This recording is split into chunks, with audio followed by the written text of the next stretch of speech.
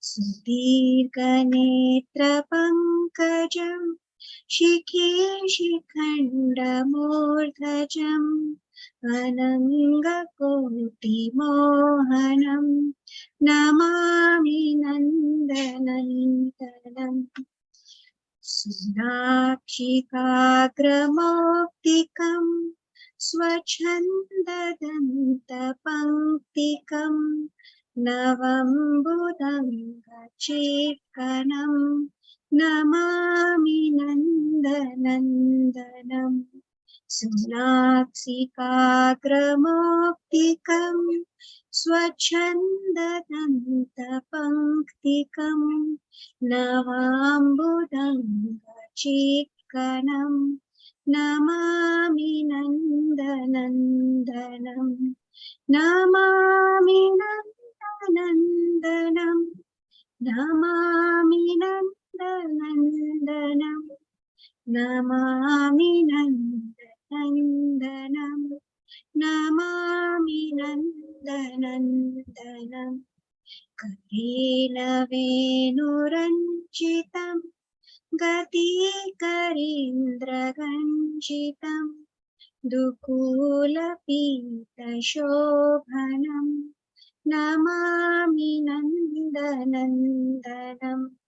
करेण वेणुरञ्जितं गतिकरीन्द्रगञ्जितं दुकूलपीतशोभनं Namami नन्दनन्दनम् त्रिभङ्गदेहसुन्दरं नखद्युतिसुधाकरम् अमूल्यरत्नभूषणं Namami नन्दनन्दनम् त्रिभङ्गदेहसुन्दरं नखद्युतिसुधाकरम् अमूल्यरत्नभूषणं Namami नन्दनन्दनम् Namami नन्दनन्दनम् Namami नन्दनन्दनम्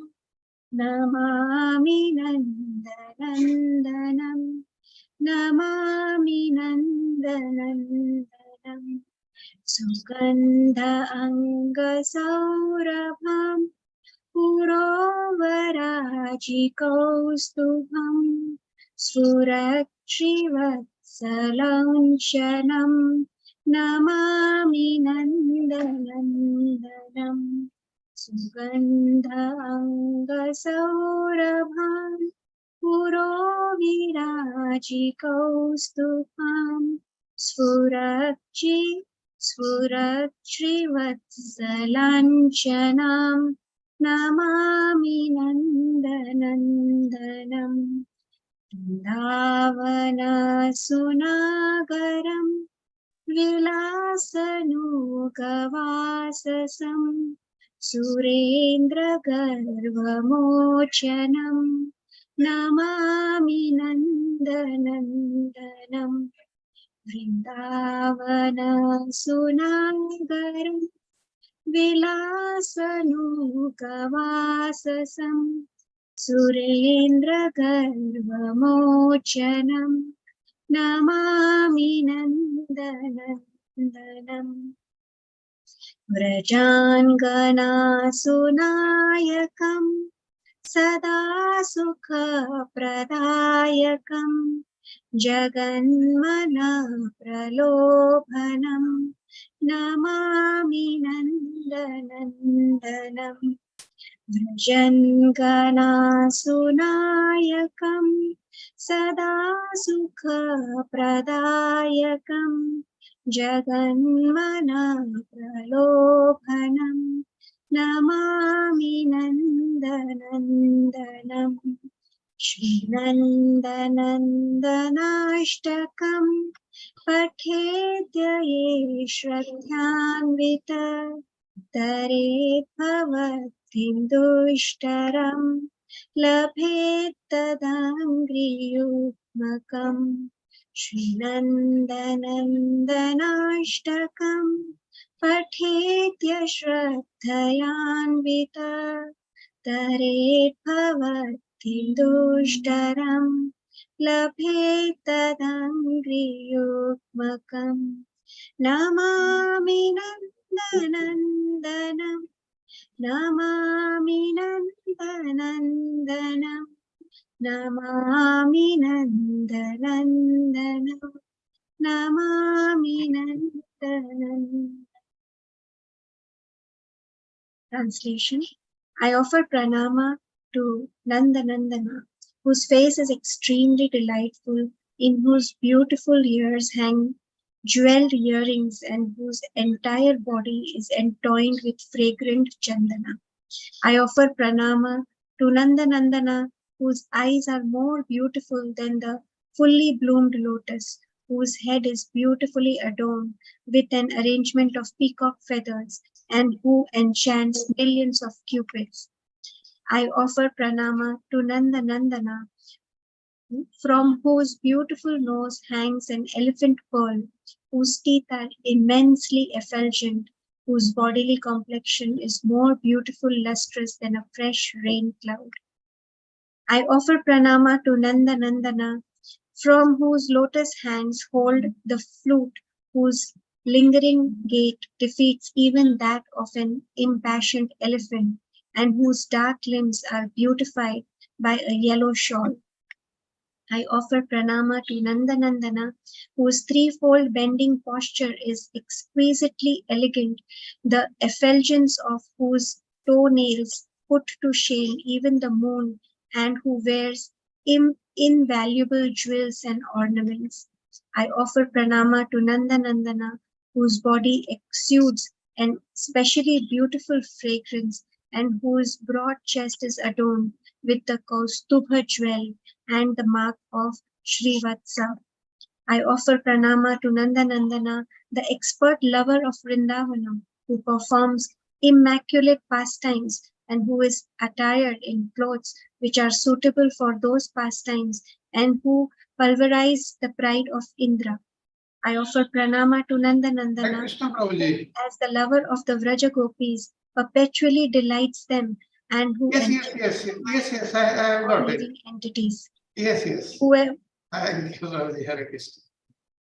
Whoever regularly recites this Sri Nandanandanashtakam will easily cross the seemingly insurmountable ocean of material existence and attain eternal residence at the lotus feet of Sri Krishna. Hare Krishna. Jai Shri Krishna. Thank you, Prabhuji. Thank you, Mataji. Thank you for the nice kirtan. I welcome all the devotees to today's session. We'll start the class starting with the Guru Pranam and other invocation prayers. Namam Vishnu Padaya Krishna Prishtaya Bhutale Srimate Bhaktivedanta Swami Riti Namine Namaste Saraswate Deve Gauravani Pracharine Nirvishesa Sunyavadi Pasyatya Desatarine Jai Sri Krishna Chaitanya Prabhu Nityananda Sri Advaita Gadadhara Srivasadi Gaur Bhakta Vrinda Hare Krishna Krishna Krishna Hare Hare Hare Rama Ram Ram Hare Hare Om Madhyana Timirantasya Jnanajnana Salakaya Chakshuranmilitam Yena Tasmai Sri Gurave Namaha Sri Chaitanya Manovishtam Sthapitam Yena Bhutale Swayam Rupa Kadamayam Dadati Swapadantikam Vandeham Sri Guru Sri Yuta Padakamalam Sri Gurun Vaishnavancha Sri Rupam Sagrajatam Sadhana Raghunathanvitam Tanta Jivam Sadvaitam Savadhutam Parijana Sahitam Krishna Chaitanya Devam Sri Radha Krishna Padan Sajana Lalita Sri Vishakhanvitam Cha He Krishna Karuna Sindhu Deenabandhu Jagatpate Gopesa Gopika Kanta Radha Kanta Namastute Tapta Kanchana Gaurangi Radhe Vrindavaneshwari Vrishabhanusute Devi Pranamami Hari Priye Vancha Kalpatarubhya Cha Krupa Sindhubhya Eva Cha Patitanam Pavanebhya Vaishnavebhya Namo Namah Hare Krishna Krishna Krishna Hare Hare Hare Rama Ram Rama Hare Hare. Now we'll offer our obeisances to Sri Chaitanya Mahaprabhu and the six Goswamis of Vrindavan. नमो महावदान्याय कृष्ण प्रेम प्रदायते कृष्णाय कृष्ण चैतन्य नमने गौरति से नमः. O most munificent incarnation, you are Krishna himself appearing as Sri Krishna Chaitanya Mahaprabhu. You have assumed the golden color of Srimati Radharani and you are widely distributing pure love of Krishna. We offer our respectful obeisances unto you. Krishna Varnam Tusha Krishnam Sangopang Parsadam Yagya Sankirtana Praye Rajayanti Sumedasa. In the age of Kali, intelligent persons perform congregational chanting to worship incarnation of Godhead, who constantly sings the name of Krishna. Although his complexion is not blackish, he is Krishna himself. He is accompanied by his servants, weapons, and confidential companions. Nana Shastra Vicharana Kai Nipunam Shardharma Sanstapakau Lokanam Hitakarinam Tribhuvane Manya Saranya Karamu Radha Krishna Padar Binda Vajanam Anandena Mattalikau Bande Rupa Sanatana Raghujugau Sri Jiva Gopalakau.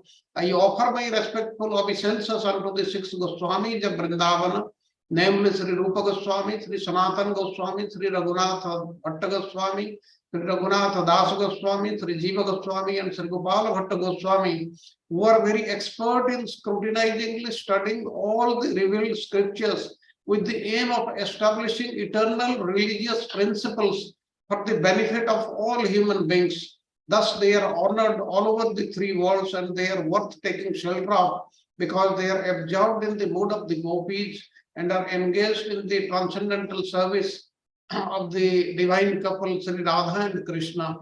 Om Namo Bhagavate Vasudevaya, Namo Bhagavate Vasudevaya, Namo Bhagavate Vasudevaya. Narayanam Namaskritya Naram Chaiva Narottamam Devim Saraswatim Vyasam Tato Jayamudire Nasta Praya Svabhadresu Nityam Bhagavata Sevaya Bhagavati Uttama Sloke Bhaktir Bhavati Naistike. Hare Krishna, Krishna Krishna, Hare Hare, Hare Rama, Rama Rama, Hare.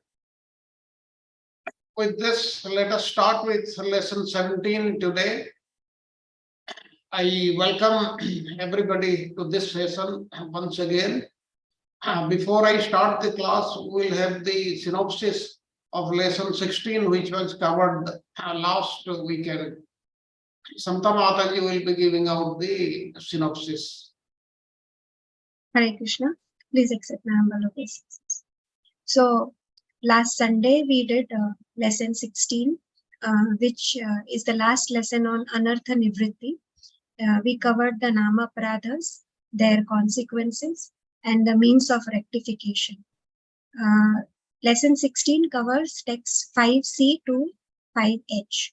And text 5c describes the mercy of the holy name, which is so profound that it destroys all types of anarthas.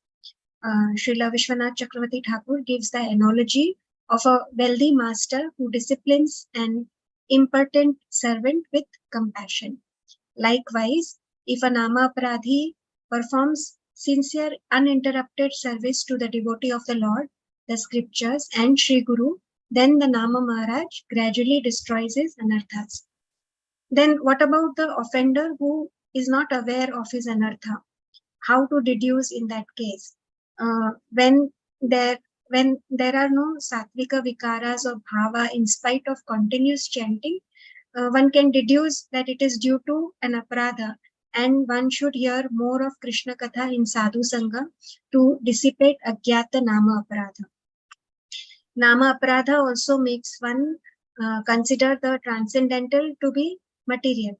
It is the duty of a devotee to thoroughly understand the offenses of the holy name and guard one's bhakti lata from these by diligently following for a long time the scriptural recommendations, like it is mentioned in Padma Purana that Mathura Dham is supremely glorious even to Vaikuntha, and by residing there even for one day one attains bhakti. Also, one should submissively and attentively hear Srimad Bhagavatam from a bona fide personalities to establish the culture of the Supreme Personality of Godhead in one's heart. So, as the fever is treated Similarly, the taste of bhakti can be retrieved by following the treatment for nama pradha, like the apradhi takes the medicine for aparadha, which is sincere and continuous service to Sri Nama, Sri Guru, and the Vaishnavas. His aparadha gradually disappears. To the degree that a person's aparadha is removed, his bhajan is nourished and he becomes astonished by the bhajana rasa. The divine names and qualities of Bhagwan are utterly capable of instantly bestowing the wealth of prema. Nevertheless, as long as aparadha remains within the sadhaka, it is appropriate to set out the stages of Shraddha, Sadhu Sangha, Bhajana Kriya, Anartha Nivritti, Nishtha, Ruchi for bhakti. He will then acquire asakti to Bhagwan, from which pure spiritual emotion, which is bhava, manifests gradually, and finally prema arises. And this is the consequence of the events in which prema reprises in a sincere practitioner. And lastly, a devotee is free from offenses and prarabdha karmas even if he is devoid of prema or undergoing external miseries, because Nama Maharaj gradually bestows his mercy, not immediately. This was covered in lesson 16, and today we will continue with lesson 17. Over to you, Prabhuji. Hare Krishna. Thank you, Mataji. Thank you very much. We have heard what we covered in lesson 16.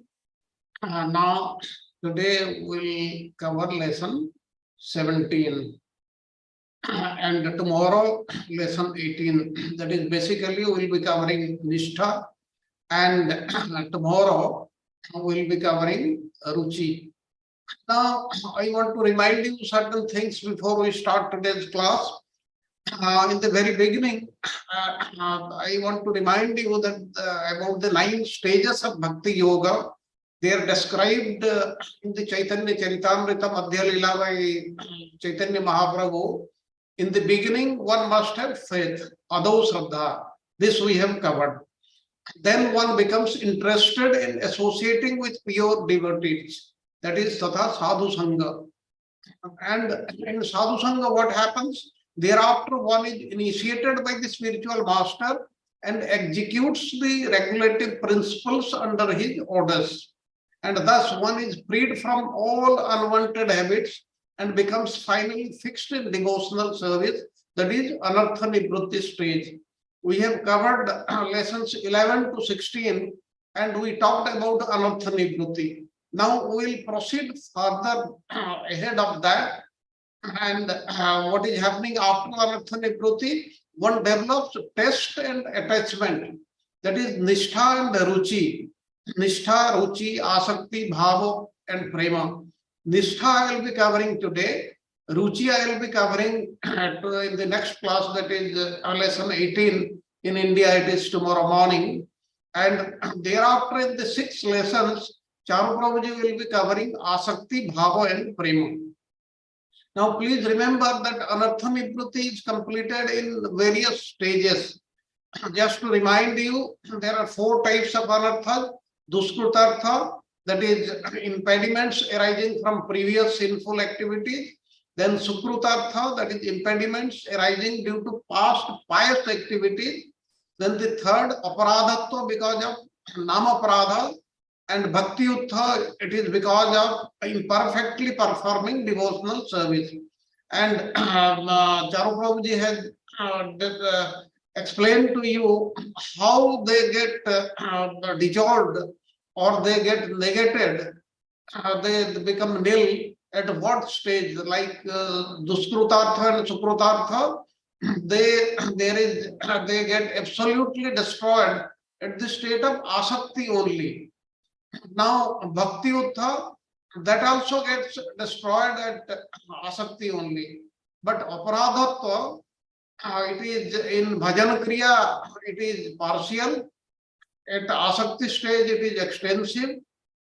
In Bhava stage, it is almost complete. In Prema stage, it is complete, that is 100%. And in attaining Lord's association, it is absolutely, that means it cannot come back thereafter. Now, this is the way sadhana bhakti, the execution of devotional service according to the regulative principles. Gradually, the emotions they intensify, and finally there is an awakening of love. And this is the gradual development of love for God and for the devotee who is interested in Krishna consciousness. Let us go on to the next slide. Now we are talking of Nishtha today. Nishtha means what? Nishtha means unshakable resolve. Unshakable resolve in what? In the things which are favorable to bhakti. Now, tad anukula vastu vartini and sakshat bhakti vartini. These things we will be discussing in detail. In tad anukula bhakti, tad anukula vastu vartini, we will be talking about kindness, mercy, forgiveness, truthfulness. And in sakshat bhakti vartini, we will be talking about kaika, vachika, and manasika. Now, please remember that nishtha means our faith becomes more firm. Initially, we have to have some faith, but gradually it has to improve. And at this stage, it becomes more firm, more fixed up, more steady. Now, then comes Ruchi stage, which we will be discussing tomorrow. Ruchi means you simply hanker after spiritual things only. You won't like to hear anything except spiritual messages. You won't like to do anything except spiritual activities. You won't like to eat anything which is not spiritualized. So your life will be totally spiritualized. Your life will be totally changed. And thereafter comes bhava. Then what happens at this stage? You will be transcendentally ecstatized. There will be some ecstasy you will be feeling at that stage. And these are the different steps for highest platform of spiritual life. Now, then bhava, then after bhava, that is the bhava stage is the right platform from where you can directly talk with the Supreme Lord. Then prema stage. They are very, very higher stages. Now let us go on to the next slide. Now here we are showing the nectar begins to flow. Sadhana bhakti, nishtha. Nishtha we are talking. There are three parts in this. In text 1, 2, and 3. In text 1, we'll be talking about Nishtita Bhakti, presented in accordance with the sequence given in the Srimad Bhagavatam in the first canto. There are very famous 2 verses. Out of that one you have already heard today only. All those things we will be talking in very great detail. Then the 5 obstacles to Nishtha. What are the obstacles? The devotees have been giving this point that they are not able to progress the way they should be. There are so many problems coming up in not only the Nam Bhajana Kirtana, but in Smarana also, in everything.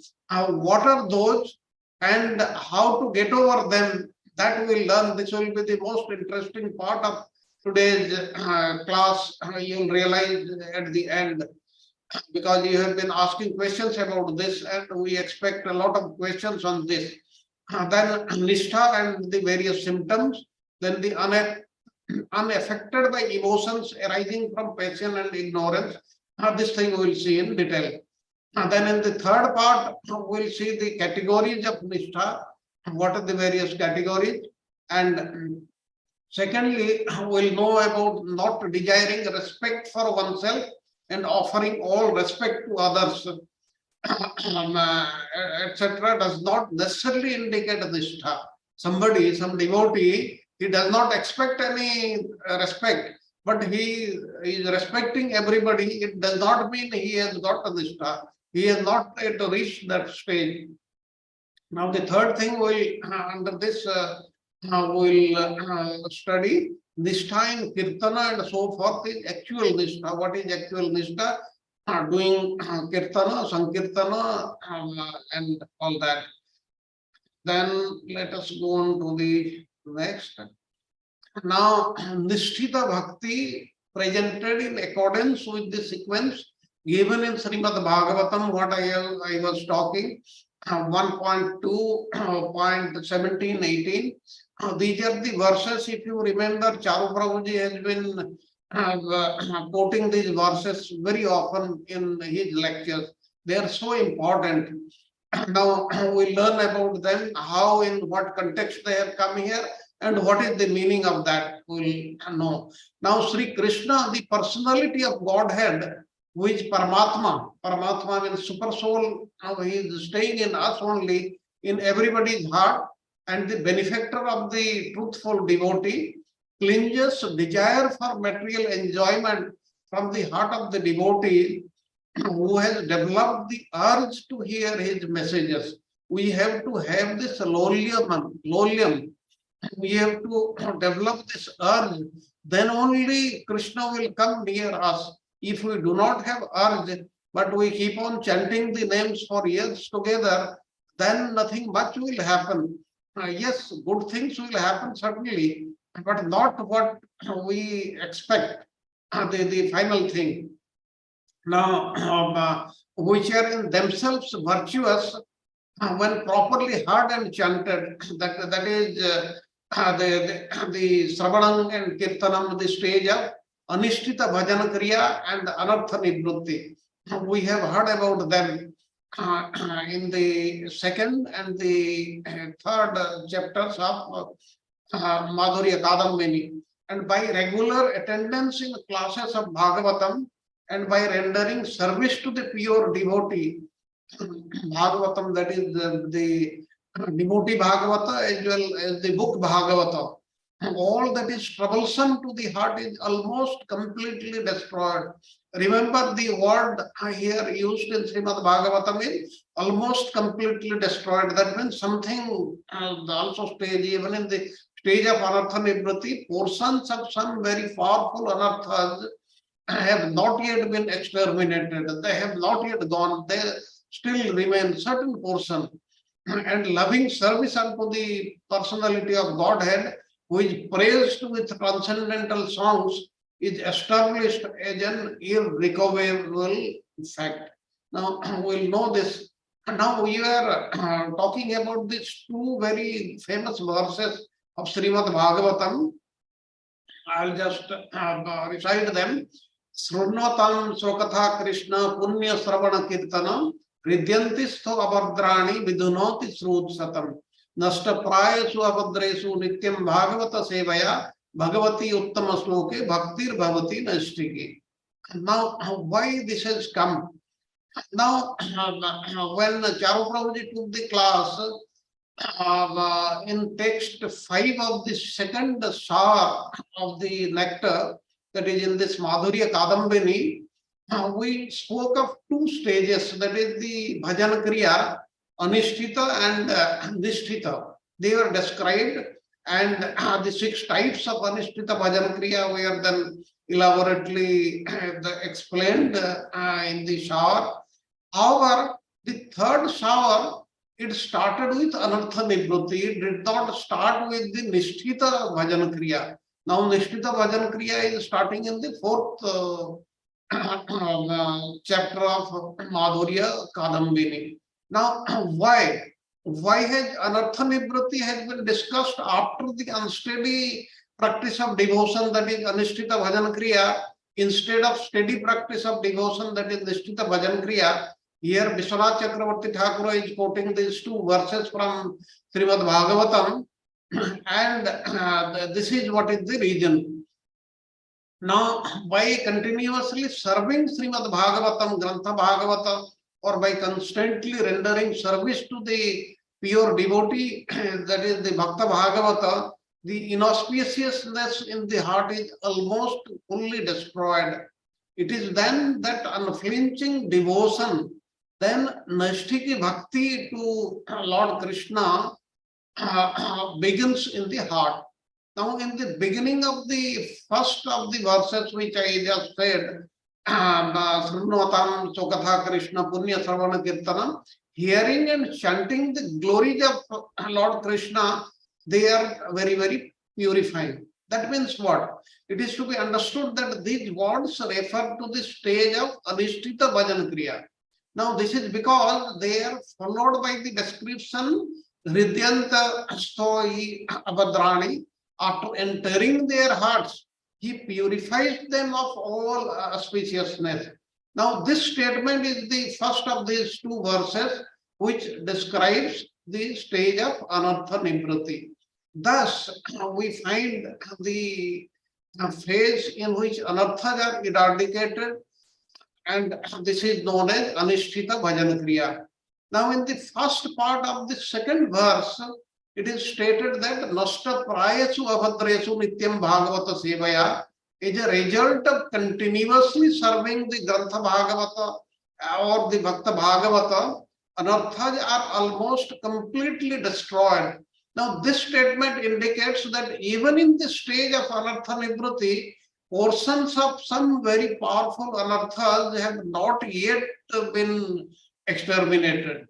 Now, it is for this reason, Vishwanath Chakravarti Thakura, he is logically presenting the 5 stages of freedom from these anarthas, which we spoke in very great detail, and I just gave you the very gist of it.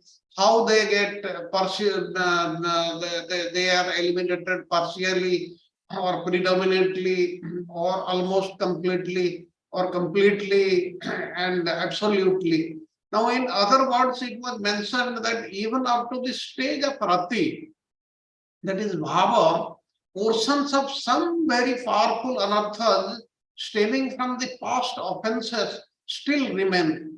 That's why we were talking earlier that these aparadhas, they are so dangerous in a devotee.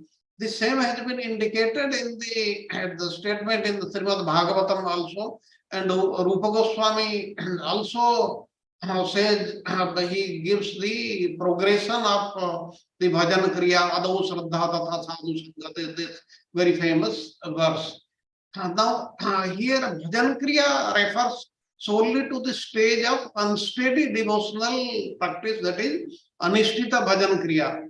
Because this is in this verse, the stage of Nishtha has been mentioned only after the stage of Anartha Nivrati. It is therefore logical to describe this unwavering devotional service after the eradication of the anarthas has been described. Now, next we will be talking about Nishtita Bhajan Kriya, and as I explained to you, this is the reason why Vishwanath Chakravarti Thakura, he is describing this after Anartha Nivrati. Now, here in this slide, we see Nishtha and its symptoms. Now, Nishtita Bhajan Kriya or Bhajana is possible only without wavering in the absence of the 5 most irrepressible obstacles. We will be talking about them in very, very great detail because they affect almost all of us and they affect almost every day. And even in this class, it may be affecting somebody. The first one is loya or drowsiness.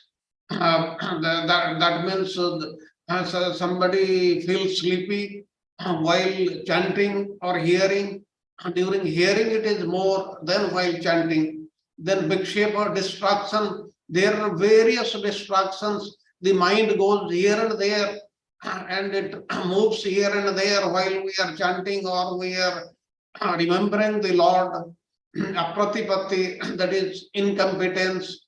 Kasaya, bitterness, and rasabhata, the taste for mundane pleasure. All these things we will see in very, very great detail.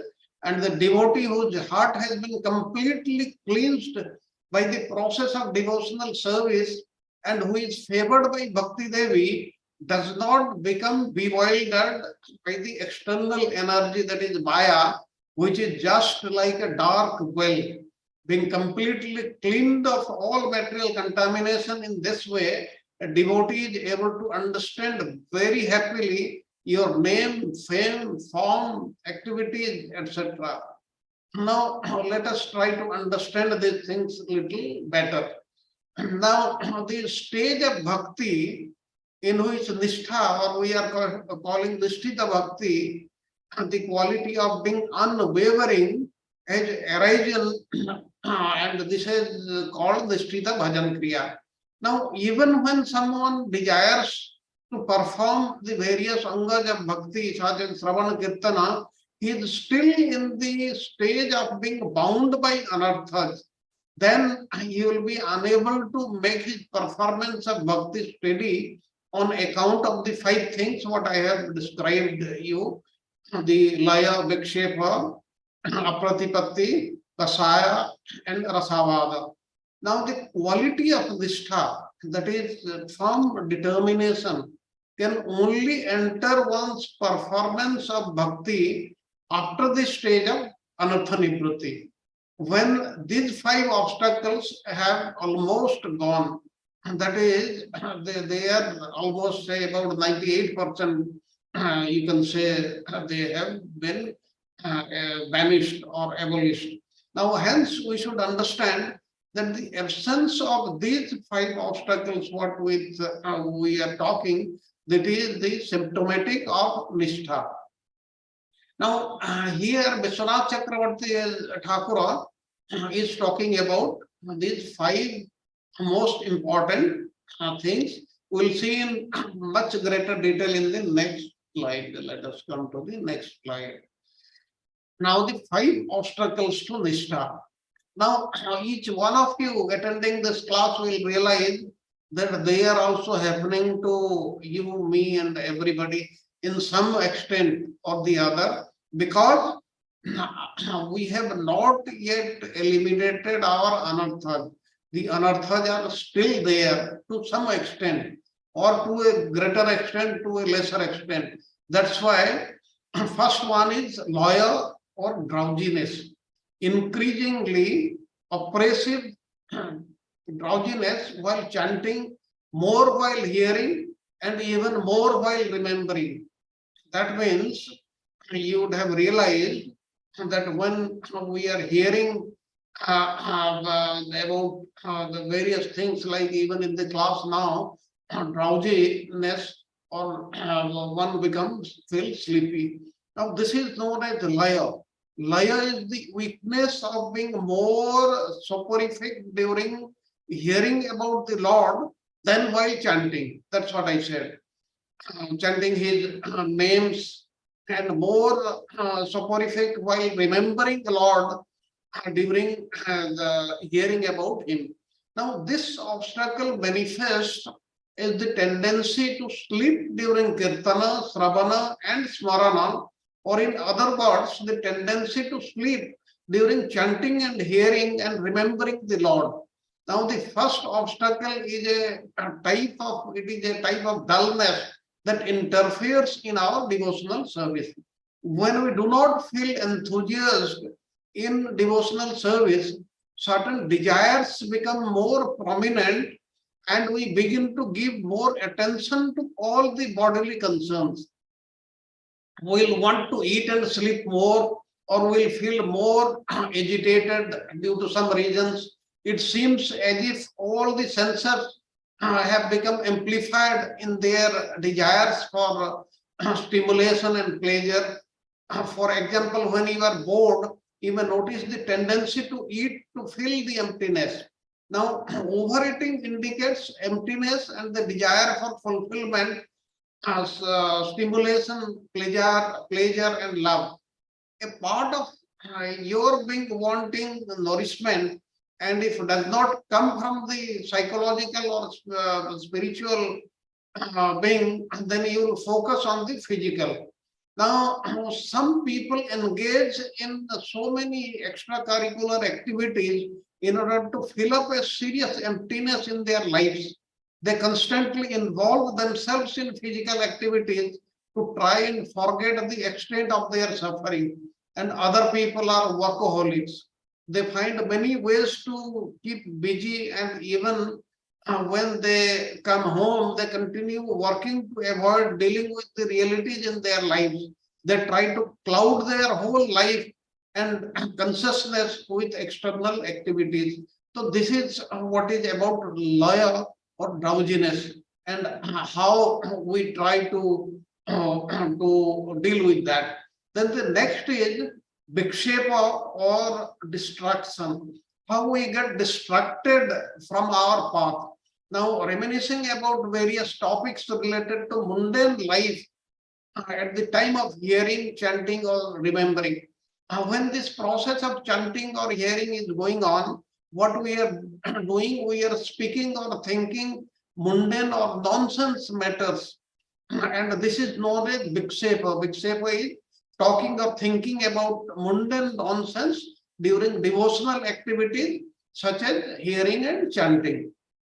Now we see this not only in the temples, but also in churches, mosques, synagogues, everywhere, wherever the devotees are there. And although people bring their bodies to the temple and participate in the worship ceremony, they do not bring their minds. They gossip and engage in small talk despite the discourse. They come mechanically for the ritual and the service, but their consciousness is not true, not tuned actually. And even though they could benefit from the internal spiritual nourishment, there is obstruction because they are not really accepting it fully. They are accepting it partially only, and that is what why this destruction is happening.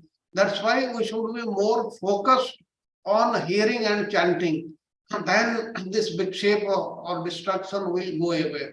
Then the third is apratipati or incompetence. Incompetence, what do you mean? Even in the absence of a lawyer or vikshepa, that is the first two things we have discussed, even if they are not there, sometimes we may still find that we are simply unable to properly hear and chant and remember.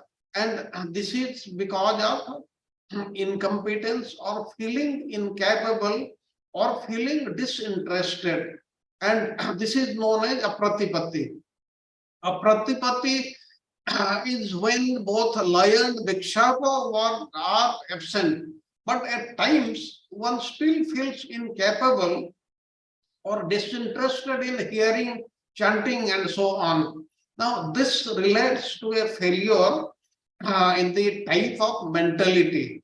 Sometimes people have a mentality of defeat or lack of self-worth, and even when they have chances to genuinely accelerate, they do not accept it because they continue to think of themselves as failures. They think they will not be able to go above this stage. They will not succeed like the other devotees. That's why this thing is coming in our life. And this may manifest as a poor dependency or lack of self-esteem. But for us, the devotees, it often deals with lack of faith in God. We can feel some weakness or humility within ourselves.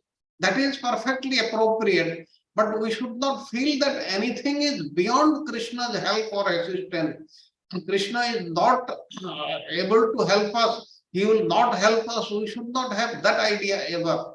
A devotee understands the need for effort, but also the importance of the Lord's mercy. Lord's mercy is always there, always with us, and we do not rely solely on the effort, nor do we just wait for the mercy. They must go hand in hand. Krishna says that as we surrender, he rewards us accordingly. Ye yatha mam prapadyante tam tatheva bhajamyam, it is given in the Bhagavad Gita. Then the fourth thing is kasaya or bitterness. Now the various impressions of anger, greed, and false ego that manifest while performing sadhana of the limbs of bhakti, such as hearing, chanting, or remembering. Now let us understand this a little more. This acting with wrong consciousness. Now this fourth thing we are talking of, kasaya. Kasaya is defined as the tendency to display such faults as anger, greed, arrogance during performance of our devotional activities. we understand this as a certain type of seva aparadha also. We may physically engage in certain services, but act with wrong consciousness. If our consciousness is not correct, then we get into this. For example, when we enter a temple or a deity kitchen, we should recognize it as a very, very sacred place. But we may have different anxieties and frustrations. But when we come into the sacred facility, we should honor it in the proper way. We should see it as an opportunity for cleansing, refocusing, and honoring the higher at the higher level. And entering the Lord's kitchen to cook involves more than combining certain ingredients and bringing out a finished product. It is a chance to prepare an offering for the Lord and the devotees, which means the consciousness should be like this consciousness of devotion and love. But they are the most important factors. Also, like the pujari, he dresses the deities, should think that I must not bring contaminated consciousness into this service, because not only will I minimize the importance of this opportunity, but my consciousness will reverberate throughout the environment. It will spread to others also. Now, deity service and the quality of cooking are two major services that amplify and affect the environment. Why I am giving this example is that many of our devotees who are attending the class, they are involved in this on a day-to-day basis. And we should be very, very careful about this consciousness. If you remember those who cook for the Lord, when they cook a prepare food stuff with care, devotion, and love, they are also filled with happiness and they become happy. And the devotees, after having them, after honoring them, they also will become happy, and that will be known from their faces. And sometimes, if you eat a meal prepared with a lack of real care, you will get sick afterwards. People eat fast food on a regular basis without realizing the dangerous effect of their consciousness. That's why in Bhagavad Gita, 3:13, third chapter, 13th verse, it is very clearly written what is to be taken, what is not to be taken. The food is which is offered to the Lord, that is good, and which is not offered to the God, that should not ever be taken, or that should not be respected. This is what is the idea of bitterness. Then the last one, fifth, is rasavada, or taste for mundane pleasure. The inability to absorb the mind in the angas of bhakti, such as kirtana, when the opportunity for material sense pleasure arises. Now, at times, material sense pleasure also arises, and that is an obstacle. Attachment to sense pleasure. This we spoke of. This is the fifth obstacle to firm and unwavering, undeviating devotion. And this is known as rasavada.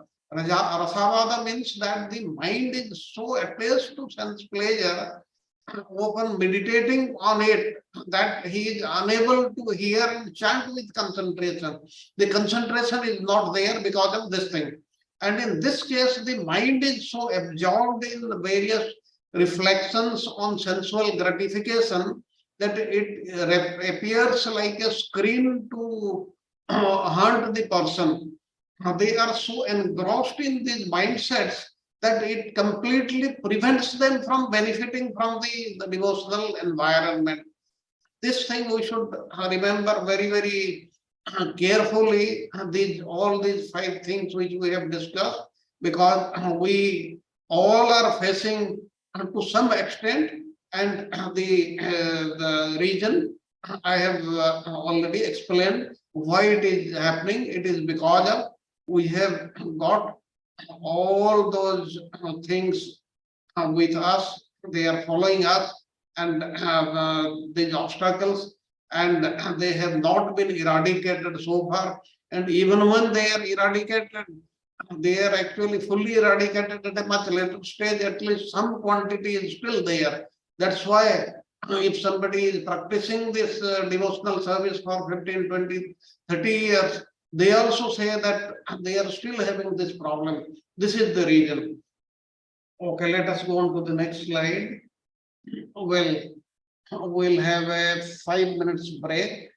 Hare Krishna.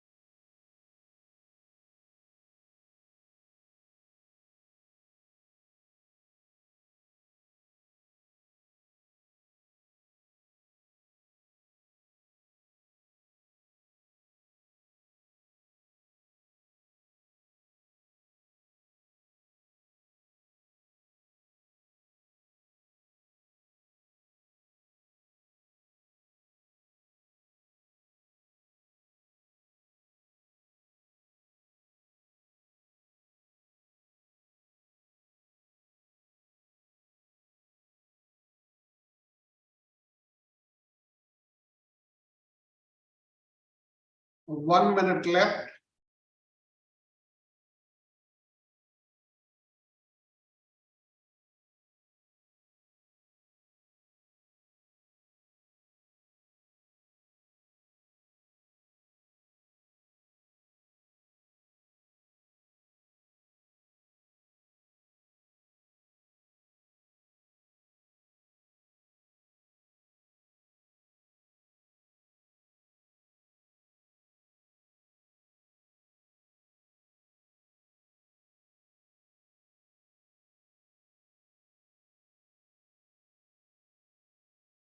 20 seconds left.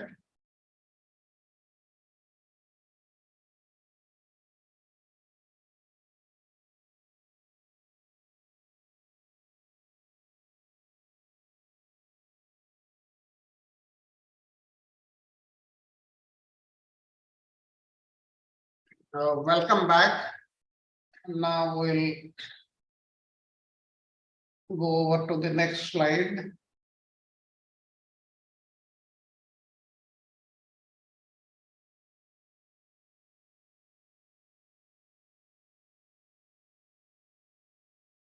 Now here, unaffected by emotions arising from passion and ignorance. We'll see what this slide means. Now, Vishwanath Chakravarti Thakur is saying that even after the stage of anartha nivritti, moods arising from the material modes of passion and ignorance continue to exist within the heart of the sadhaka. However, the way in which such moods create these 5 types of obstacles, which we spoke in detail, and these 5 types of obstacles, and disturb the bhajan of one at the stage of anartha nivritti, does not occur for one at the stage of nishtha. We are talking of nishtha today. And when one reaches at the stage of nishtha, this does not occur at the stage of nishtha. That's why that's what Vishwanath Chakravarti Thakur is saying this. Rather, at this stage, they remain in an innocuous stage. Now, upon awakening of unflinching determination in bhakti, Naistika bhakti, the moods that arise due to material modes of passion and ignorance that we spoke, lust, greed, and so on, they no longer contaminate the heart of the practitioner. Thus, in his heart being situated in Suddha Sattva, pure transcendence, that is beyond the material Sattva Guna. We know that Sattva, Raja, and Tama, this Sattva is the material Sattva Guna, but we have to transcend beyond that and reach in Suddha Sattva, so that the devotee, he obtains complete happiness. Now, Vishwanath Chakravarti Thakur in Saratha Darshani Tika, Saratha Darshani Tika is the commentary on Srimad Bhagavatam by Vishwanath Chakravarti Thakur. He says that prior to awakening of Nishtha Bhajana, the heart of the sadhaka is pierced by sharp arrows of lust, greed, and so forth. So, how can it feel joy? How will the sadhaka be capable of thoroughly tasting the nectar of hearing, chanting, and remembering? A person being torn apart by arrows will never be entirely able to release his meal. This is how Vishwanath Chakravarti Thakur is trying to explain. Now, here, what basically he is saying at this point, can the remaining anarthas, those who have not, which have not been completely eradicated, cause obstacles in the path of bhakti, even after attaining the stage of nishtha? Now, in Srimad Bhagavatam, in the first canto, we know that it is spoken that upon the awakening of this unflinching determination, that is nishtha, the emotions that arise due to the material modes of passion and ignorance, as well as lust, greed, and so on, they no longer penetrate the heart of the devotee. They do not disturb him, because the heart is situated at Suddha Sattva, and that is pure transcendence, and the devotee obtains complete happiness. And in this verse, we should understand by the conjunctive use of the word cha, which is used in the sense the total aggregation of the previous terms, that all those worldly emotions, such as those in the modes of passion and ignorance, they still exist to some extent at the stage of nishtha, but they are not disturbing, they are not causing unhappiness in the mind of the devotee. This has to be understood this way. Then let us go on to the next slide. Now, here we come to the categories of Nishtha. Now, there are two categories, two types of Nishtha: Sakshat Bhakti Visayini Nishtha, or fixed determination related directly to Bhakti herself. We learn about the various components of this. And the second one is Tad Anukula Bhakti Visayini Nishtha, or fixed determination related to qualities that are favorable to Bhakti. Let us try to understand these things a little better in this the heading categories of Nishtha. Now, let us talk of Sakshat Bhakti Visayini Nishtha, or fixed determination related directly to Bhakti herself. There are three types. One is Kaika Nishtha, or fixed determination related to the body. Now, what does it mean? It means the body is involved in this. That is, hearing Srimad Bhagavat Katha, serving the Tulasi tree, picking her leaves, making flower garlands for Bhagavan, worshipping the deity, offering obeisances to the deity, circumambulating the deity or a holy place, and cleansing the temple of Sri Bhagavan, that is Sri Krishna or the Supreme Lord. These are the Kaika Nishtha, or determination which can be offered by our body. And what is Vachika Nishtha, fixed determination related to speech? Kirtana of the names, forms, qualities, and pastimes of the Lord Sri Bhagavan, offering prayers in eulogy, revealing one's mind through prayerful entreaty, glorifying Bhagavan and reciting narrations about him, talking about him. These are the things we can do. Hearing comes in Kaika, and talking about the Lord and Kirtana, chanting the name of the Lord, it comes in Vachika. Then what is Manasika, Manasinishta, fixed determination related to the mind? With mind also, we have to do so many things. Resolve in contemplating and remembering the names, forms, qualities, and pastimes of the Supreme Lord Sri Bhagavan. Now, this thing we can do with the mind. That means we have to engage ourselves at the service of the Lord with our mind, speech, and body. And this we learned about Sakshat Bhakti Visayini Nishtha, or fixed determination related directly to Bhakti herself. Now, what about Tad Anukula Vastu Visayini Nishtha, or fixed determination related to qualities that are favorable to Bhakti? Now, offering respect to others, but never demanding any respect in return. Sympathy, compassion, forgiveness, gratefulness, etc. All these qualities we should have. These nourish humility. And we have learned earlier that humility is the most important quality in a devotee. And if humility is not there, then he cannot be called a devotee only, because this is so important. Compassion for every living entity, not only human beings, but for every living entity who are existing in the Lord's creation. Friendship and the mood of kindness are qualities by which bhakti becomes free from obstacles and firmly established within the heart of the sadhaka. All these qualities, kindness to everybody, even if somebody is doing harm to us, even if somebody talks ill about us, but still then we should have kindness to him. Then next, the quality of gratitude, Kritanyata, is especially favorable for bhakti. For bhakti Devi does not appear in an ungrateful mind. This ungratefulness is a very, very bad quality. This thing is explained in very many the Puranas also.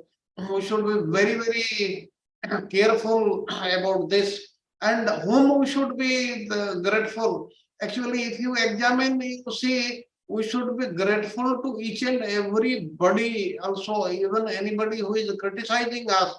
who we think is an enemy of us, he is also very, very useful in our life because he is teaching us what is the right path. We should not ever discard him because we have to have all our thoughts and actions in the correct line. And here Vishwanath Chakravarti Thakur, what he is saying, Nishtha, the two qualities we are speaking about, and we spoke of the different types of offenses. However, the offenses start from the mental state also. When somebody thinks of doing something in his mind, then the day is not far off when it is executed physically by him. That's why all these things are very, very important. And if we constantly reflect on devotional and uplifting thoughts and think positively about other people, we can assist, serve, and help everybody in wonderful ways. And next, we'll start talking positively during our interactions with everybody, which will lead to the formulation of ideas and then actualization of the plans and ideas. Obviously, many of our actions stem from the certain type of consciousness that then produces specific type of vocal activity. Actually, everything that transpires is connected with a certain quality of consciousness, and a negative type of consciousness produces racism, chauvinism, religious fanaticism, as you must be experiencing. It is happening in the present day world. But conversely, a positive, loving consciousness, it is going to produce auspiciousness in our relationship with all others. And everybody goes back to the consciousness factor, and then we'll be very, very happy. And this should be remembered by all of us. And since we have found so many amazing ways to avoid surrendering to the Lord, and have been thinking and speaking according to accordingly in our previous lifetimes and this lifetime also, it is not very easy to immediately change our consciousness. Therefore, we can approach this predicament from another direction by at least changing our physical actions. As a result, we will begin to speak more about divinity and speak positively about the sadhus, and this will lose our desire to speak on our topics. And therefore, Vishwanath Chakravarti Thakur is talking about changing our physical actions, and that is very, very important. And we should be very, very careful about that. If we think of this, then we will be successful in our life. Let us go on to the next slide.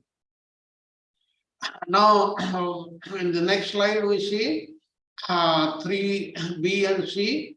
Now, not desiring respect for oneself and offering respect to others does not necessarily indicate nishtha. This we are talking in the very beginning. Now, indicative of being in anisthita bhakti or unsteady devotion, the opinion that the presence of these good qualities is an indication that nishtha in bhakti has been awakened, and that the absence of them is an indication that it has not, may be adopted not only by those who are ignorant of Shastra, but even by those who are wise and conversant with Shastra.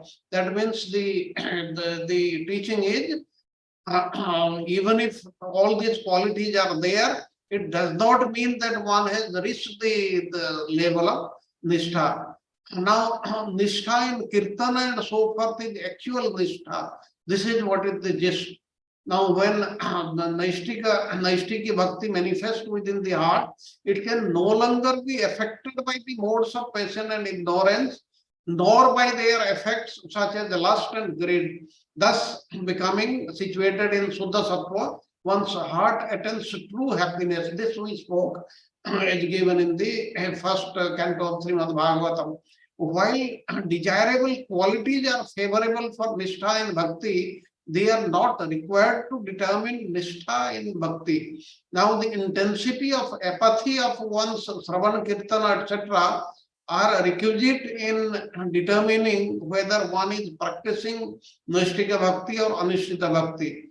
Now, intense endeavor in Sravana and Kirtana indicates first firm steadiness in Bhakti, and its absence indicates unsteadiness. That means what Prahlada Maharaj has said, Sravanam Kirtanam, the verse starts with Sravanam Kirtanam. We should be very, very careful about Sravana Kirtana, then everything will fall in the right perspective. And therefore, there is a requirement for all of us to get this corrected in the very beginning only, and then only everything will be all right.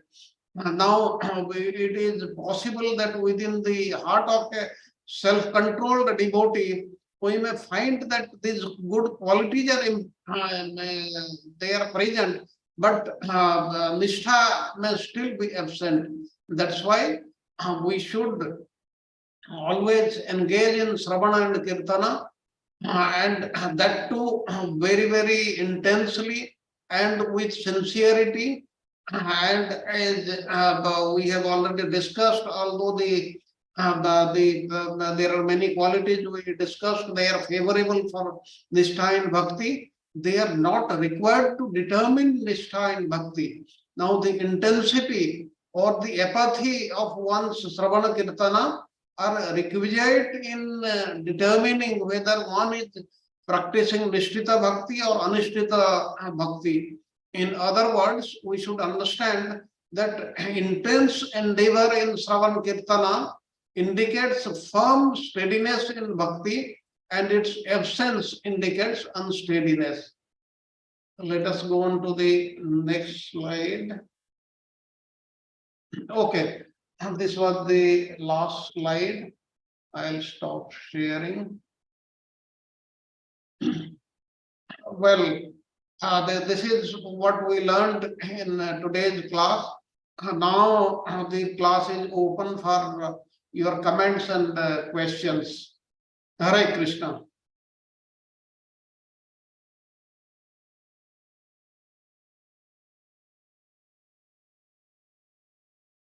We have got enough time. We have got almost 45 minutes today. Prabhuji, will you slightly distinguish Nishtita Bhakti and Anishtita Bhakti? Nishtha. You want me to discuss or explain the Nishtita Bhakti and Anishtita Bhakti? Yes, Prabhuji, Nishtita Bhakti.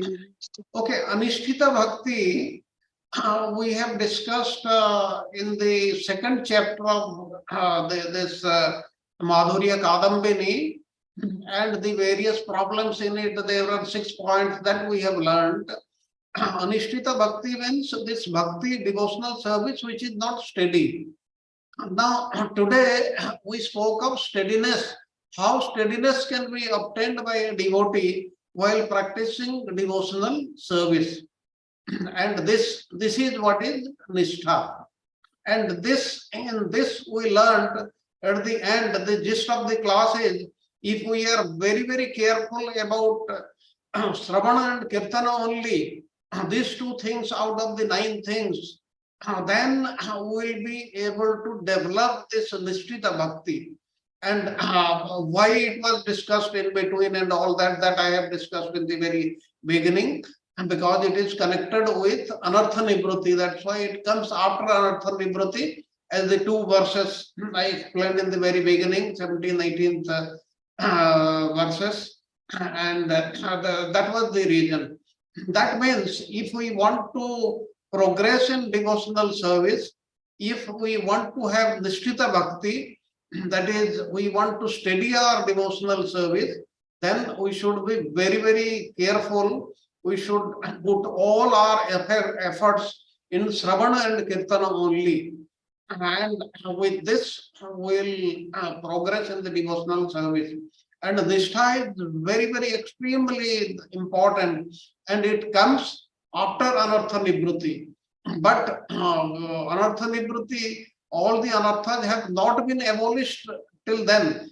Certain things are still there, but still then we'll be able to practice this Nishtita Bhakti. That's what we learned.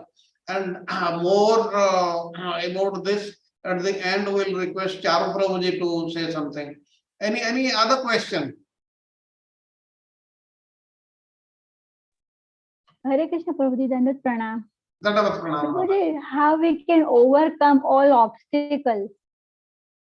जो अभी आपने बताया ना 5 obstacle, उसको हम slowly कैसे overcome कर सकते हैं? Okay, how all these obstacles can be overcome? Now, what we learned, we are doing anartha nivritti, but still at the end also there are certain things which are left behind, and these things are causing problem. And as we have discussed, we should not leave the path. We should not be wavering. We should not get discouraged ever.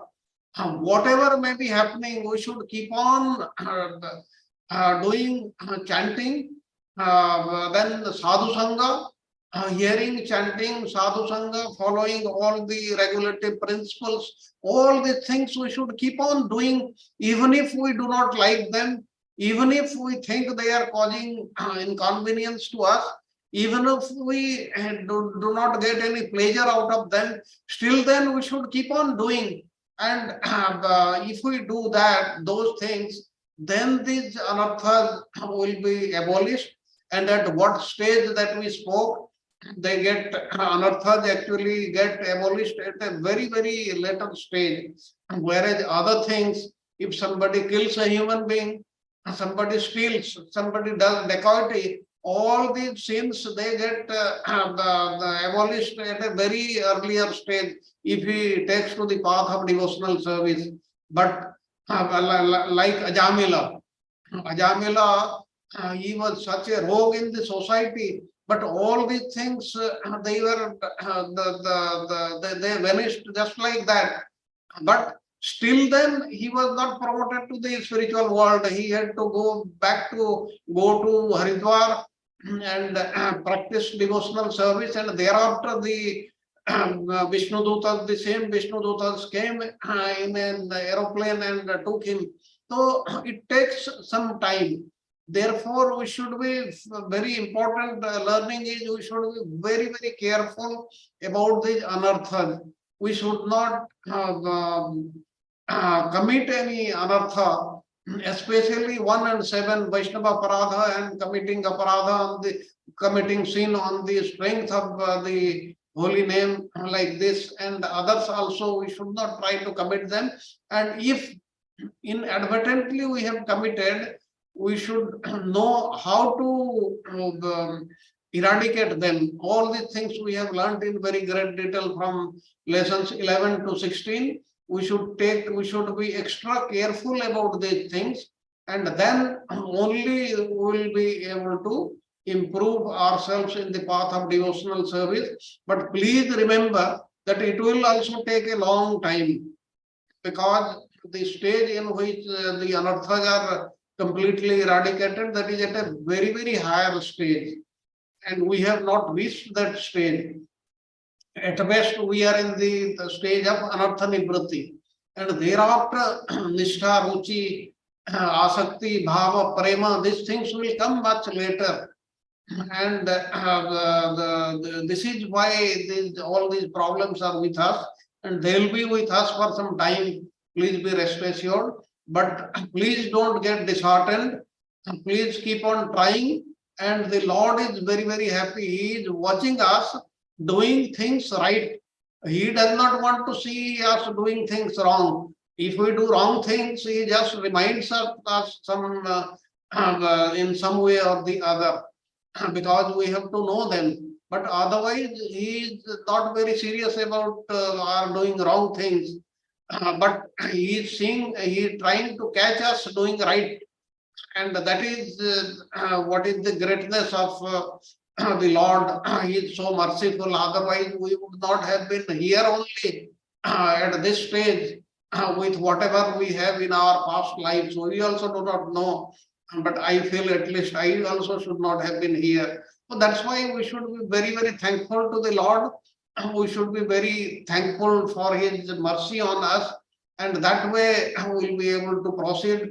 And we should follow our previous acharyas, our Guru Maharaj, our senior Vaishnavas, and whatever is being taught in our tradition, we should learn them, we should practice them to the heart, and we should keep on chanting, do Sravan and Kirtan, even if we do not like.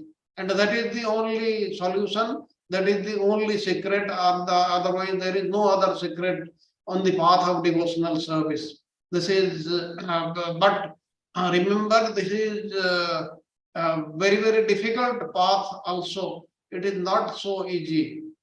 I hope I have answered, but this question will be fully answered by Charu Prabhuji when he speaks on this. Hare Krishna, Prabhuji. Hare Krishna. Thank you, Prabhuji. Thank you, Yes, Prabhuji. yes. Thank you so much. Hare Krishna, Prabhuji.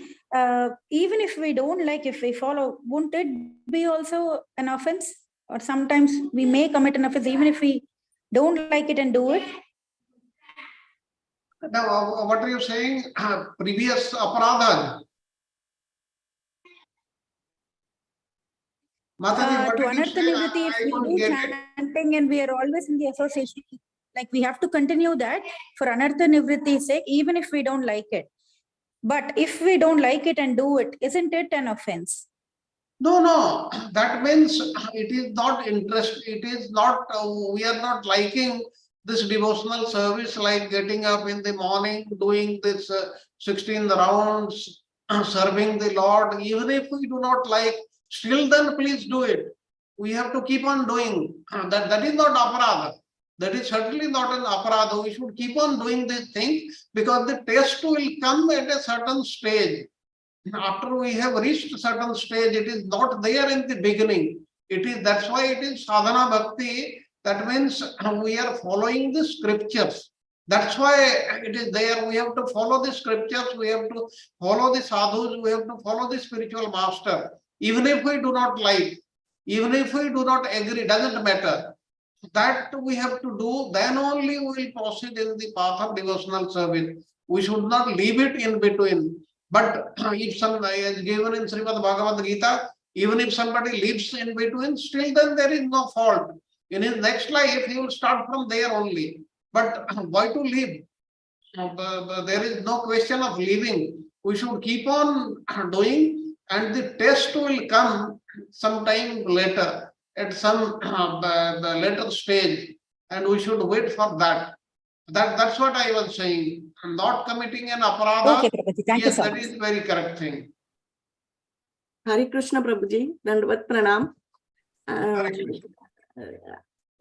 Is this attending class online with the knowledge, either with the knowledge of our Sikhya Guru or without the knowledge of some Guru who is delivering in YouTube, is considered as Sadhu Sangha? Yes, yes. There are so many methods in Sadhu Sangha. Virtually, this is possible. This was not possible many years back when we were young. It was not possible. But here, what actually is happening, we are speaking from the Shastra. We are speaking what our previous acharyas have said. We are not saying anything else. And we are associating with the devotees only. We are exchanging various ideas. And this is Sadhu Sangha, there is no doubt about it. But if we get a chance, we should attend the temple programs also, where the senior devotees, the Maharaj, they come, they lecture. We should hear them also. But this virtual mode, this is also Sadhu Sangha. There is no doubt about it. And we should adopt this if we are not able to go anywhere. Because see, in this Kali Yuga, things have become very difficult. Because one has to attend his daily service, that is, people are serving. They have to attend their offices from morning to evening till late night, and hardly 1 or 2 days are free. and it may not be possible for somebody to go to those places where physically the devotees are there. But it is more beneficial if we go where physically the devotees are coming. But this is also this virtual method of attaining the sadhu sangha. This is also no less. Please remember that this is perfectly all right. We should keep on attending the classes, the Nityam Bhagavata Sevaya, all these things. We are speaking from Bhagavata only. So, but the things are perfectly all right. There is no problem. Hare Krishna, I hope I have answered your question. Thank you, Prabhuji. Thank you very much. Hare Krishna, Prabhuji. Hare Krishna.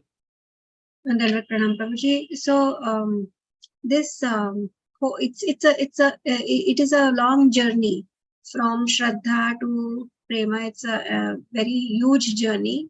One cannot determine how many lifetimes one will take.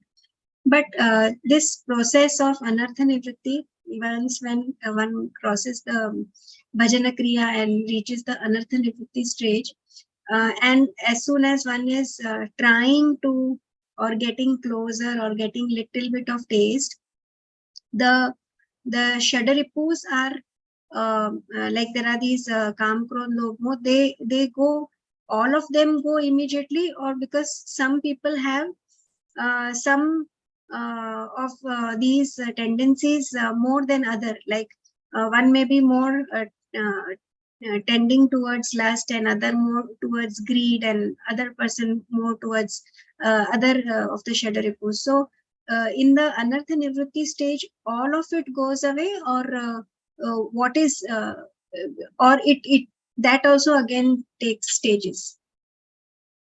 Like in the very beginning, when we spoke at what stages all these anarthas they are eradicated, we have seen that the anarthas which are earned by the devotee, by which one has inherited from his previous lifetime, they get dissipated very, very easily. The duskrutartha and even sukrutartha, the level of bhajana kriya, they are almost complete. That means almost 98% they get dissipated. And at the stage of ruchi, they are completely dissipated, that is 100%. And at asakti stage, they get dissipated in a way they cannot come back. That means the person, he will not commit any sin thereafter. Now, all those about bhakti, bhakti, that is the that is basically the seva paradhas. It is partial in bhajan kriya, say about 25% or so, but complete at the stage of ruchi. And at asakti, it is 100%. That is, it cannot come back. It is absolute. But aparadhatva, the aparadhas, especially the 10 nama paradhas, I will just repeat them.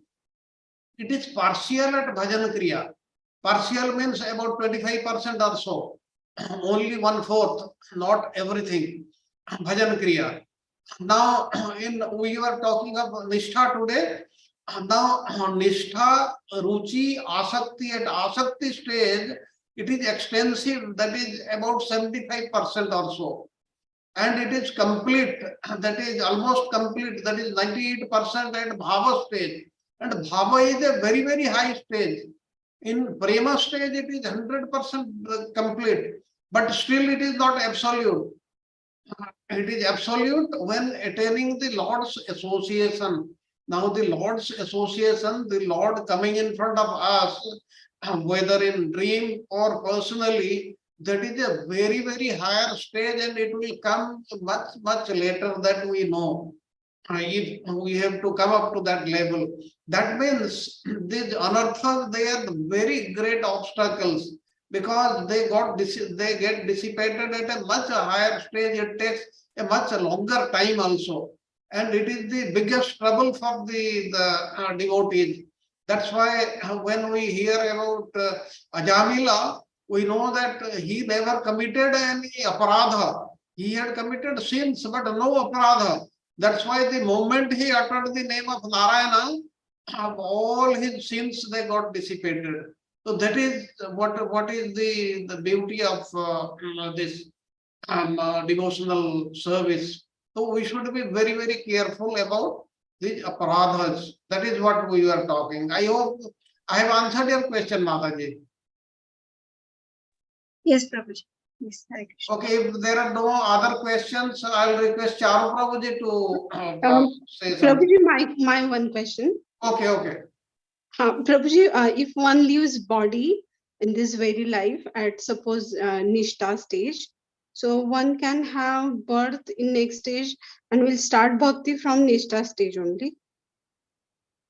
Okay, you are asking if we will be able to go back to Godhead in this life. Yes, it is possible, and there is no doubt about it. And it is given by Kunti Mata only in first canto, I think 8th chapter, 36th verse. That is the Kunti Stuti, 36th verse. It gives very, very clearly, and it is none other than what we have spoken, Sravanam Kirtanam. If you excel in Sravana and Kirtana, then everything will be taken care of. Sravana Kirtana, she talks of remembering also. But remembering, actual remembering, automatic remembering, that will come after the Anartha Nivritti stage. When the Anarthas are still there, we will not be able to concentrate on the Lord, remember Him fully. And that remembrance will not come automatically to us. This is what is the problem. That means the root problems in all of us are the anarthas only and nothing else, not the sins. It is the anarthas only. That's why we have been stressing. We should be very, very careful, extra careful, and try not to commit any more hereafter.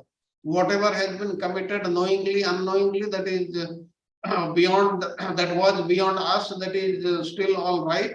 But we should take action to dissipate them, to burn them, and so that we can reach the Lord's place even in this life. That should be our aim. We have been here for millions, billions, and so many trillions of lifetimes so far. And why not try to go back to the Godhead even in this lifetime? That is possible. That is highly possible. We should be very, very careful. We should spend all our energy in this. Then it will be possible. Otherwise, not. I hope I have answered. The balance of the things, Charu Prabhuji, he will be explaining. Thank you, Prabhuji. Hare Krishna. Hare Krishna. Hare Krishna.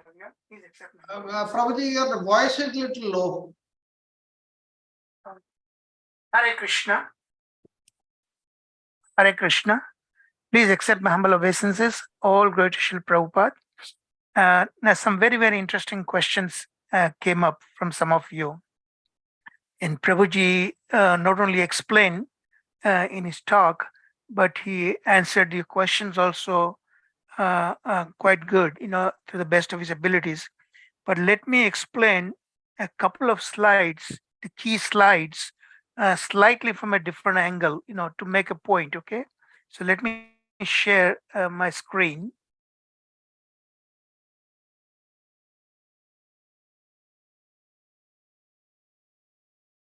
Can you see my screen, everybody? Yes, Prabhuji. Okay. I'm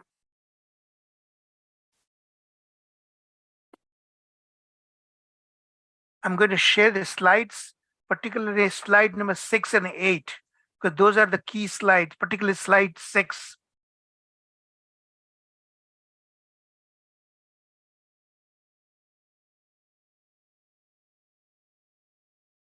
Okay, this one. Some of the questions that were asked, Nitya Sakhi Mataji, Raksha Mataji, and many others, it points to some of these things, And the last question that was asked by, I'm not sure, Nitya Sakhi Mataji. Yes, Let me answer that first question, that question first.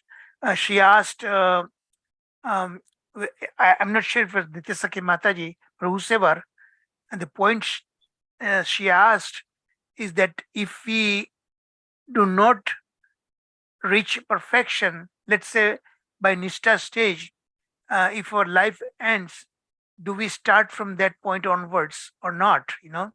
If Krishna says very clearly to Arjuna's question, so the direct answer is this: yes, Mataji.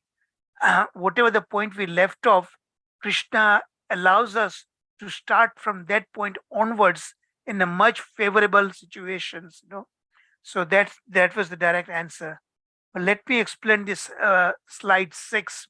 This is one of the most important key slide in the entire today's topic. Okay. The steady, first of all, Nishta. What is Nishta? Nishta is a steadiness. Whatever we are doing, are we steady or not? Because if we are not steady, then we cannot make progress. So every stage from Shraddha to Prema, the advanced stage, it depends on the previous stage. If the previous stage is not properly done, then it affects our progress toward the next stage. Okay. So every stage is very, very important. Okay. But today we are talking about Nishta. Nishta means steadiness. Uh, and what is so there? Nishtita bhakti and anishtita bhakti. One is exactly opposite to other one. So if we are not following with proper nishta, steadiness, then it is anishta bhakti. Obviously, it is very obvious. So let me explain these slides from a practical point of view. Okay, there are 5 different obstacles that why we are not steady. Okay, uh, uh, the drowsiness, sleepiness. If we didn't have a proper sleep before previous night, then obviously you're going to feel sleepy. So it's very important. If the class is there today, make sure you're well rested. Okay. Uh, uh, then there is a vikshepa, the most important from the practical point of view, distraction. Now, the modern technology, there are good and bad. Good, that is, we are obviously enjoying because this modern technology of this online learning, that's a big help. Because simultaneously, we are from different parts of the world. We are simultaneously being able to associate with each other and able to hear, which is not possible physically on one place at one same time. So that's a good thing. But what is the bad thing? The worst thing is this cell phone, mobile.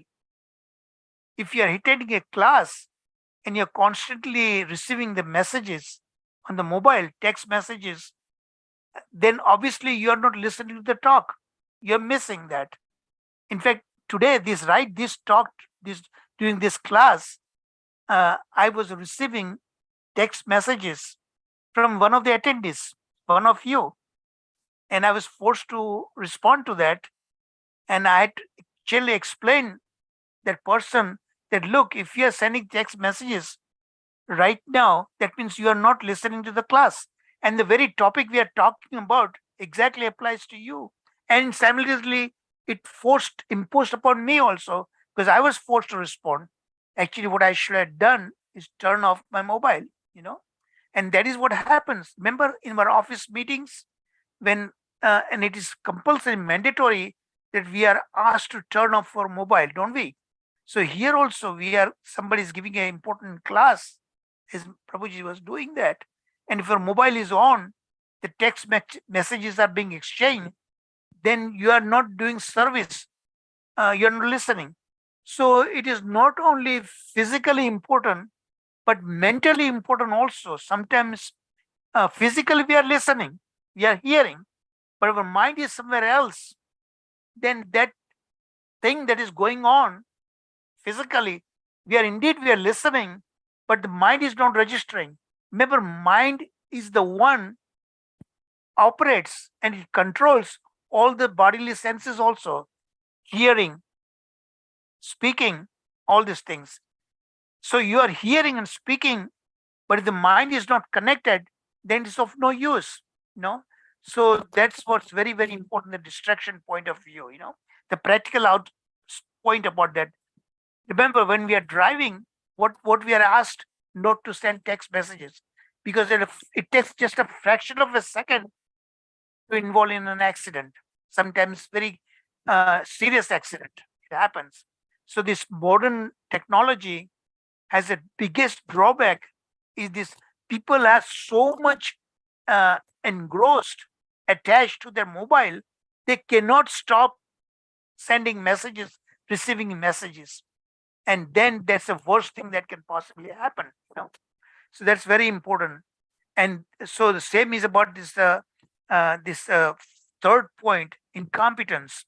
Now, incompetence, it's what it means exactly, that some people are not just able to some kind of physical ailment, they're not able to concentrate, focus. Okay, so that is there because of that reason, but obviously that is not something that we can do something about it. But here we are listening to the transcendental talk about the Supreme Lord, so he will help us to get over that, but we need to make our efforts. Remember, a drowning person is there and somebody has come to pick that person up, but that person has to at least extend his arms to be able to pick up by the Lord.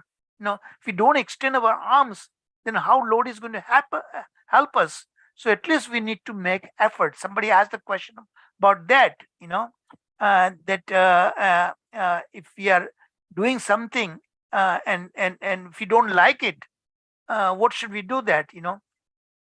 And the same, I gave one of the example of Srila Prabhupada to one of the classes. Remember, one devotee at the time did not like to dance, and Prabhupada was encouraging everyone to dance. So that's a very important element in the teaching of Sri Chaitanya Mahaprabhu. So Prabhupada told him that even if you don't like dance anyway, so if you do it, then after a while you will begin to experience the taste of it. So that is what you must do, that actually, even if you don't like. Sometimes let's say, and somebody asked the question that what happens if we don't do that, would that be an offense or not? Now the question is this, and the fear is that this is what thing might happen. I'll give you a practical example again, that see, there are plane crashes, are there, right? It happens. Train accidents happen, just recently happened in India also. Does that mean that we should stop traveling by train, stop flying by airplane? No. If those accidents happens, it does not necessarily mean that we should stop. If that happens, maybe a fraction of a percent, if we stop it, then the whole thing, that we cannot make progress in today's modern world.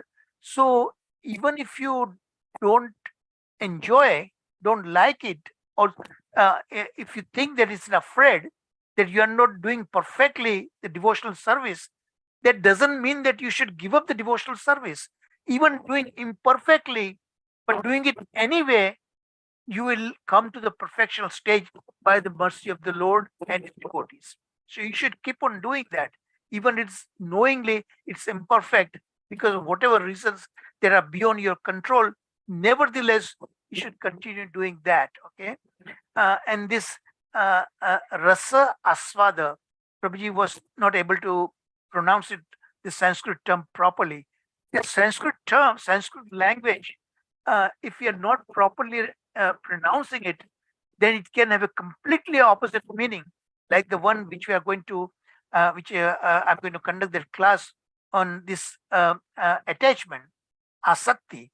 In asakti, the A is long A, and if you don't use it long then if you use it short, then it becomes asakti. Asakti means weakness, totally, completely different meaning. So rasa aswada. Aswada means being able to taste. Rasa, taste what? The nectar of the subject matter. So it is very important. If you have a taste for hearing or enjoying material comforts, material things, enjoyment, then obviously you are not going to be able to taste this transcendental subject matter.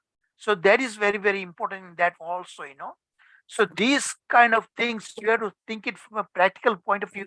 All these 5 elements that is being discussed here, that exactly answers one of the questions, that what is Nishtha Bhakti and what is Anishta Bhakti. In order to understand Nishtha Bhakti, you have to know what are the obstacles. Now, in that regard, in this talk, those important verses from Srimad Bhagavatam have been quoted, right? Canto 1, chapter 2, text 16, 17, 18, 19, 20, 21, right? Particularly 17, 18, that is already discussed today, right? 17 is what?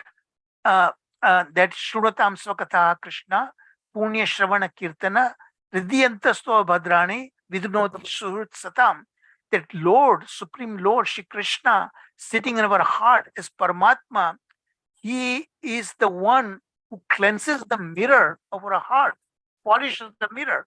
Polishes of what? The dirt, right? What is the dirt? It is the influence of the modes of material nature, especially the lower modes. That's why the next verse it says that Nashta Prayeshva Bhadreshu Nityam Bhagavat Sevaya Bhagavati Uttama Sloke Bhakti Bhavati Nashtaki. The Nashtaki Bhakti, that is what we are exactly talking about. How do you get this Nishtha Bhakti, steadiness in your Bhakti? If you're dating a girl, young boy is dating a girl, at the same time, while he's dating a girl, he's thinking about another girl, then that is not steadiness. Okay. So here also we are talking about Krishna. So we should focus our mind completely on that. But what happens and how does it get improved? By constantly serving the Bhagavata, the book Bhagavata and the person Bhagavata. Srimad Bhagavat Puran talks about the different pastimes of the Lord in so many different incarnations. And ultimately, Krishna himself in the 10th canto that help us to focus. Because simply hear the Lord's pastimes, we come to the mode of goodness. That's how we are able to bypass the influence of the Lord modes of material nature. And that's where the third verse begins that. What it says? Tada, at that time, Rajas Tama Kama Bolob Adasche Chet Etir Anaviddam Sitam Satve Prasiddhati. So Lord simply continuing hearing the Lord and Lord continuing cleansing the mirror of our heart, he removes the influence of the lower modes, passion and ignorance, and removes its outer manifestation, Kama, Krodha, Lobha, Mada, Moha, Matsara, which are the one preventing us in being steadiness in our bhakti. Okay, that's with examples that we saw today, right? But then even if you completely remove the lower modes, still the material mode of goodness remains, right? And that is hard to come. But if we continue doing that, even if you like it or not like it, continue doing that, then Lord even removes that. Then the fourth verse begins that. What is that fourth verse? Evam prasanna manaso Bhagavad Bhakti Prayojita. Because only at that point the pure modeness begins. And when pure modeness begins, then you are going to progress from Nishtha Bhakti to all the way to Prema stage. From if you are having a steadiness in your bhakti, then only you are going to be able to experience the taste. Just like that little child says, no, I don't want to eat this thing. And mother is saying, no, beta, it's good for you. You better do it. And in order to make him taste, she would mix some little sugar in it, which tastes sweet. And the child would eat it like that. So same thing here also. You have to continue. Then only once you really, even if you don't like, but if you at least make an attempt to taste it, then that you will enjoy the nectar. You will enjoy the sweetness of it. And when you enjoy the sweetness of it, then the attachment will come. Then the child himself will going to ask his mother, mommy, me, I want that food, that what you gave me in the morning, I want to do it again. I want to taste it again. So that is called attachment. Okay. And when you have attachment, then the ecstasy will come, bhava stage will come. And the bhava is the beginning, the first ray of prema. Then the prema will come, that. So you have these slides is very, very important to pay attention. Turn off your mobile, most important, because you want to focus on what the speaker is saying about it.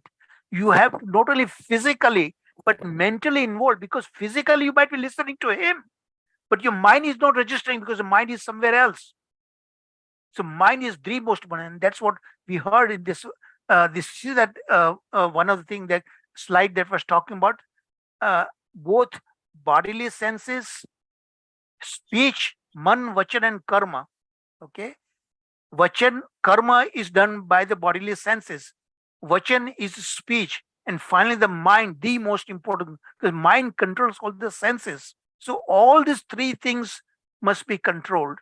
Then only we make progress. You know.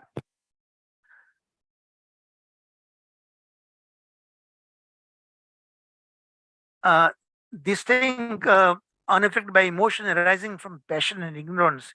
So here, I think this electric slide, some very conflicting thing that we are hearing.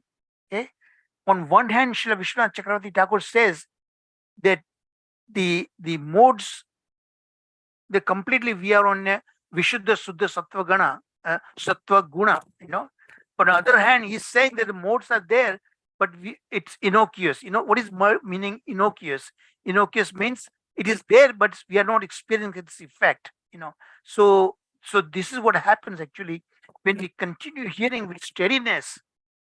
The whatever the remnants of the modes might be there, at least particularly the last one, the material mode of goodness.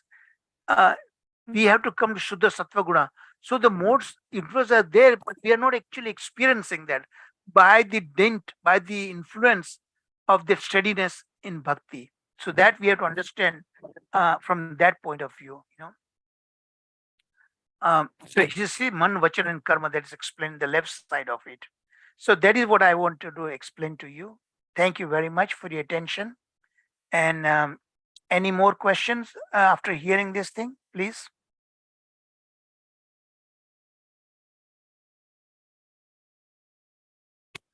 Hare Krishna.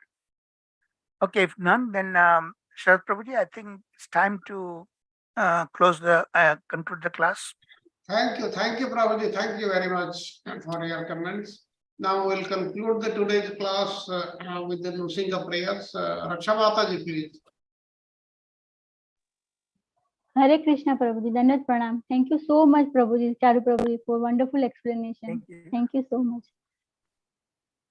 Namaste Narasimhaya, Namaste Narasimhaya, Praladadayine, Praladadayine, Hiranyakashipurvakshaha, Hiranyakashipurvakshaha, Shilatankan khalaye, Shilatankan khalaye, Ito Narsimha, Parato Narsimha, Ito Narsimha, Parato Narsimha, Tato Yato Yami Tato Narsimha, Yato Yato Yami Tato Narsimha, Bahir Narsimha, Hridaye Narsimha, Bahir Narsimha, Hridaye Narsimha, Narasimha Madhur Sharanam Pravate,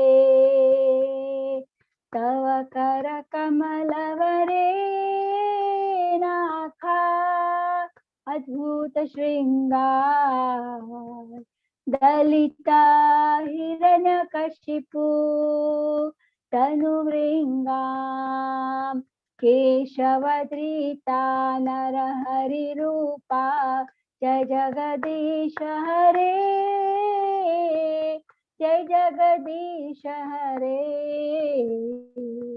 Jai Jagadish Hare, Jai Ho Narsimha Dev, Narsimha Dev, Narsimha Dev, Jai Ho Narsimha Dev, Jai Ho Prahlad Maharaj, Prahlad महाराज, प्रहलाद महाराज, जय हो प्रहलाद महाराज, जय जय प्रभुपाद, प्रभुपाद, प्रभुपाद, जय जय प्रभुपाद, जय जय गुरुदेव, गुरुदेव, गुरुदेव, जय जय गुरुदेव।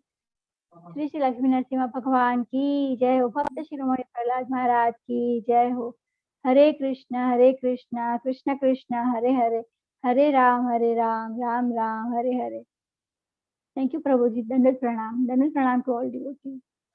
Thank you, Mataji. Thank you very much. Then all glories to the assembled devotees.